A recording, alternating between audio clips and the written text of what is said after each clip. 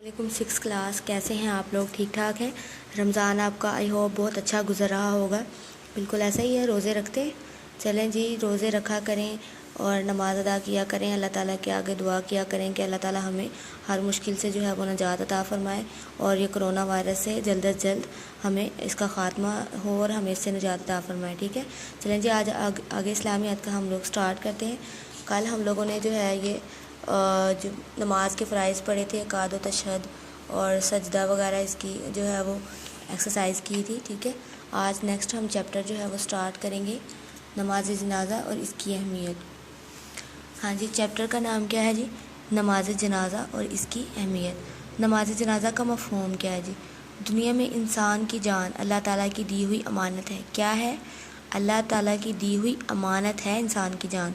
हर इंसान को ज़िंदगी की मुकर्ररा मुद्दत पूरी होने पर मौत आनी है, यानी कि इंसान की ज़िंदगी जब मुकम्मल हो जाएगी, जितनी उसकी ज़िंदगी लिखी गई है, उसके बाद उसको मौत आनी है। इसके बाद अल्लाह ताला के हजूर पेश होकर अमाल का जवाब देना है। हाँ जी, वो वाले अमाल जो हम दुनिया में कर रहे हैं, ठीक है, उसका जवाब अल्लाह ताला के सामने हमने देना है। दुनिया की हर चीज़ फ़ानी है, यानी फ़ना होने वाली है, ख़त्म हो जानी है। कुरान पाक में इरशाद है सूरतुल अंबिया, कुल्लु नफ्सिन ज़ाइक़तुल मौत। तर्जुमा, हर जानदार को मौत का मज़ा चखना है, यानी कि जो भी जानदार चीज़ है उसको मौत आनी ही आनी है।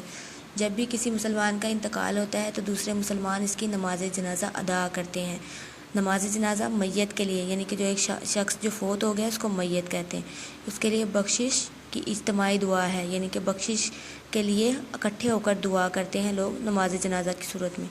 दीन इस्लाम में हुक्म है कि ज़्यादा से ज़्यादा लोग नमाज जनाज़ा में शिरकत करें, यानी कि इस्लाम ने हमें हुक्म दिया है कि नमाज जनाज़ा अगर किसी की है तो ज़्यादा से ज़्यादा लोग उसके अंदर शरीक हों।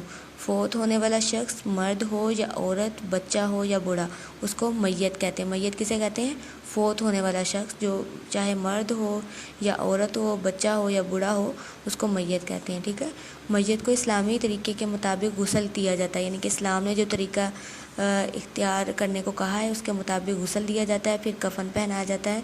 मर्द के कफन में 3 कपड़े, मर्द के कफन में कितने कपड़े होते हैं? 3, और औरतों के कफन में 5 कपड़े होते हैं।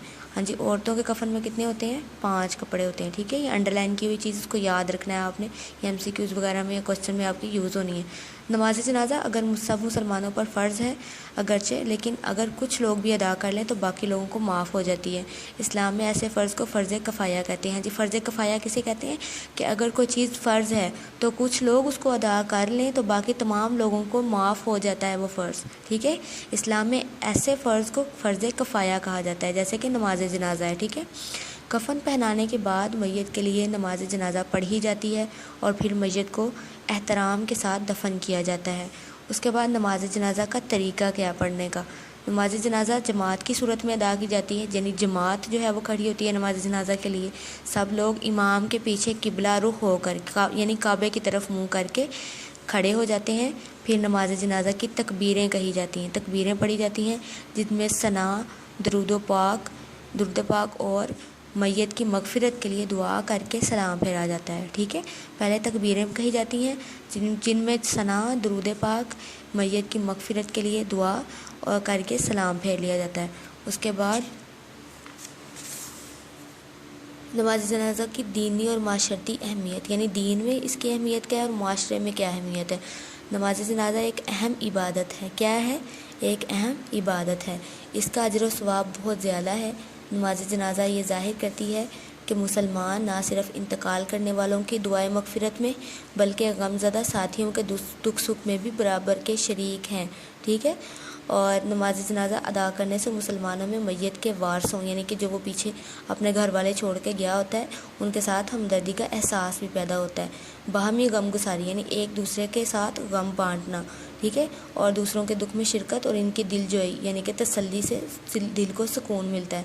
ठीक है, नमाज जनाज़ा मुसलमानों के बाहमी इत्तेहाद की अलामत है, इत्तफ़ाक़ की अलामत है। यानी जब मुसलमान इकट्ठे होकर किसी मुसलमान की मगफ़िरत के लिए दुआ करते हैं, नमाज जनाज़ा पढ़ते हैं, तो मुसलमानों के इत्तफ़ाक़ को ज़ाहिर करती है, इत्तेहाद को ज़ाहिर करती है।